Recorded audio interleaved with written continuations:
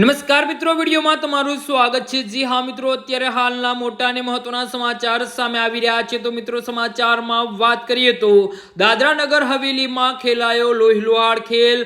સંઘ પ્રદેશ દાદરા નગર હવેલીમાં કાયદાની વ્યવસ્થાની સ્થિતિ સામે સવાલો ઉભા કરતી અત્યંત ચોંકાવનારી ઘટના સામે આવી છે। દાદરામાં એક ટેમ્પા ચાલકની ઘાતકી હત્યા કરવામાં આવતા સમગ્ર પંથકમાં ભારે ચકચાર મચી ગઈ છે। આ સનસનાટીભરી ઘટનાના પગલે આસપાસના સ્થાનિક રહીશોમાં ભયનો માહોલ વ્યાપી ગયો છે। તો મળતી માહિતી અનુસાર આ હૃદયદ્રાવક ઘટના દાદરાના દમીણી રોડ પર આવેલા સ્કૂલ ફળિયામાં બની હતી। અહીં રહેતા 35 વર્ષીય હિતેશ પટેલ નામના યુવકને નિશાન બનાવવામાં આવ્યો હતો। મોડી રાત્રે અથવા તો વહેલી સવારે કેટલાક અજાણ્યા શખ્સો પ્રિતેશના ઘરમાં ઘૂસી આવ્યા હતા અને આ લોહીલુહાણ ખેલ ખેલાયો હતો।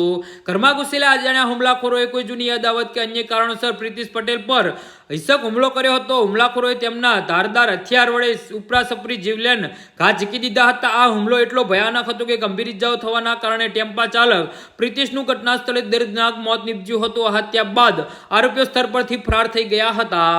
જી હા મિત્રો, તો આના વિશે તમારું શું કહેવું છે તો નીચે અમારી કમેન્ટ બોક્સમાં જરૂરથી જણાવજો અને અમારી YouTube ચેનલને સબસ્ક્રાઇબ કરવાની ભૂલતા નહીં। ધન્યવાદ।